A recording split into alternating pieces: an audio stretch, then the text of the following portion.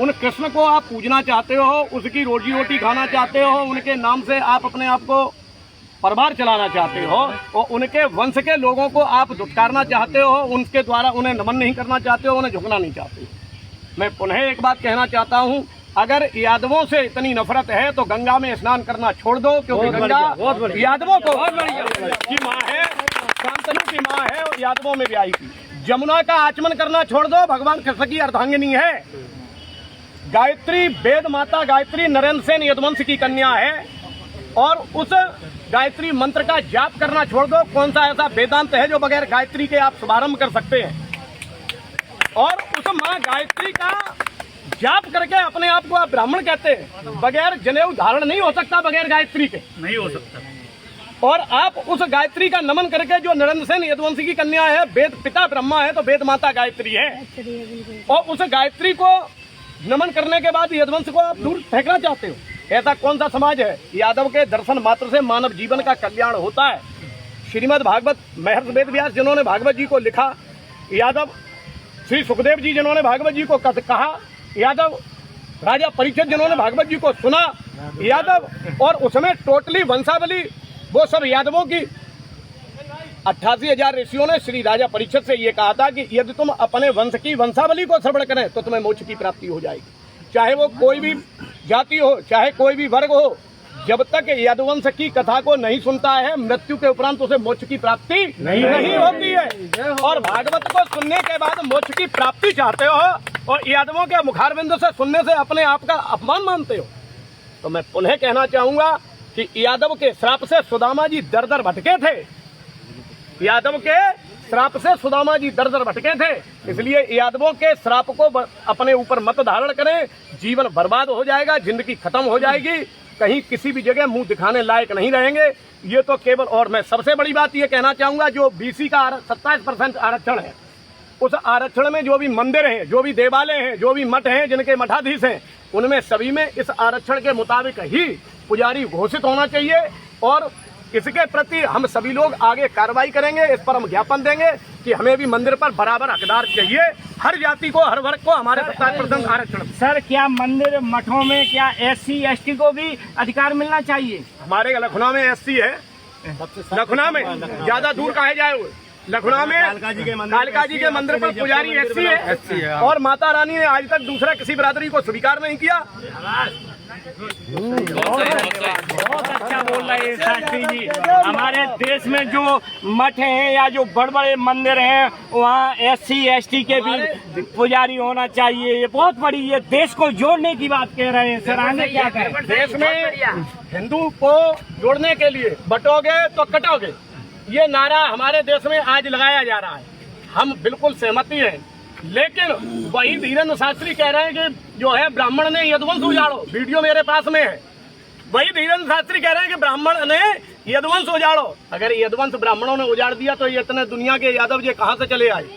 आप अपने आप को वरीयता दे रहे हैं। कल जो है महामंडलेश्वर जी ने भी कहा कि केवल हक है तो केवल ब्राह्मणों को कथा कहने का हक है। जी जी जी। बामन को धन केवल भिक्षा, भिक्षा करे भोजन करे, जपे प्रभु का नाम, वही बामन है। और अगर आप चाहते हैं कि भागवत करना चाहते हैं, हम यादवों का सिंगल बच्चा भागवत नहीं करेगा। आपके जितने भी बच्चे, जितना भी परिवार नौकरी कर रहा है, पुलिस में, फौज में, सभी घर पर चले आए, क्योंकि क्षत्रित्व का केवल धर्म है। सही है, बिल्कुल नौकरी करना, बनिया की दुकान करने का काम केवल बनियों का है, ब्राह्मणों का नहीं है। ब्राह्मण जो दुकान जितने भी रखे हुए हैं, ये अपनी अपनी दुकान बंद कर दें, केवल मात्र भिक्षाटन करें, क्योंकि ब्राह्मण का धर्म है, ब्राह्मण का कर्म है, केवल भिक्षा करें। अगर आप अपने कर्म को इतनी वरीयता देना चाहते हो, धर्म को धंधा बनाने के बाद में आप अपने आप को जो है विचार कर रहे हैं कि मेरी रोजी रोटी चली गई, आपको खुद में शुद्ध में मंत्र नहीं मालूम। मैं आपको पुनः कहना चाहूंगा, हजारों ब्राह्मण परिवार ऐसे हैं जो दारू पी रहे हैं, मीट खा रहे हैं, मदरा पी रहे हैं, अय्यासी कर रहे हैं। ऐसे ब्राह्मणों के कृत्य को जो है, जिन्हें खुद में कई परिवार ऐसे हैं जो इस तरीके से अपने आप को दूर से, ऐसा कोई भी यादव वक्ता ऐसा किसी भी तरीके से आज हर जाति में वक्ता है, बघेलों में वक्ता है, साखियों में वक्ता है। मैं किसी यादव की बात नहीं, मैं सभी समाज की बात करना चाहता हूँ। अगर समाज की बात करना चाहते हो, हर समाज में कथावाचक है, हर घर में विद्वान है, हर परिवार में विद्वान है, तो विद्वान का सम्मान होना चाहिए। विद्वता का सम्मान हम करते हैं, चाहे वो किसी भी जाति का हो, किसी भी वर्ग का हो। अगर आज से पुरानी पीढ़ी हमारी सम्मान न करती तो सूरदास नहीं होते, रैदास नहीं होते, कबीर जी नहीं होते।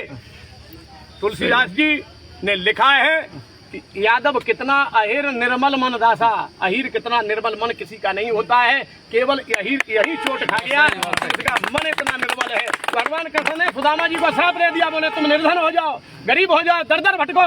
और सुदामा जी जब आए तो कल एक पंडित जी कह रहे थे, बोले सुदामा जी के भगवान ने पैर छुए, प्रमाण है, किसी भी जगह सुदामा जी के पैर नहीं छुए। आंसुओं से पखारे सुदामा के पग, हर के मन में दर्द वे सुमार आ गया। भगवान के मन में ये दर्द पैदा हो गया कि मेरा मित्र है, मेरे श्राप के कारण इसे रोटियां नसीब नहीं हुई, इसलिए अपने सीने से लगा लिया, आंखों में आंसू झलक आए। हाँ, और भगवान ने जो है किसी भी जगह पैर नहीं छुए, आंसुओं के पैर जो है आंसू से उनके पैरों पर लटक गए। पानी परा तो को हाथ छुओ नहीं, नैन नके नैन, आंखों के आंसू इतने टपक गए कि उनके जल पैरों पर गिर पड़े। कहीं पैर नहीं छुए। मित्रता की निशानी वो थी जिन्हें तीनों लोक दे दिया, आज ये देने लायक नहीं है। आज ये उस लायक हैं जो इनके साथ कृत्य किया, जिन्होंने हमारे साथ में कृत्य किया। मैं पुनः कहूंगा कि इनके साथ भी वही कृत्य होना चाहिए। मैं यादवों से नहीं, हर वर्ग से कहूंगा कि अगर ब्राह्मण आपके घर में, आपके परिवार में कथा कहने आते हैं तो उन्हें वही सम्मान मिलना चाहिए जो दादरपुर में कथा यादव कथा अच्छा सर, एक क्वेश्चन है, देश में जो मंदिर या मठ बने हुए हैं ज्यादातर वहाँ जनरल पुजारी हैं, हाई कास्ट के, क्या SC ST के पुजारी या OBC के क्यों नहीं हो सकते हैं सर? ये मैं जब हमारे देश का संविधान बराबर का अधिकार देता है। अलीगढ़ के पास में एक गुरुकुल है साहब, उस गुरुकुल में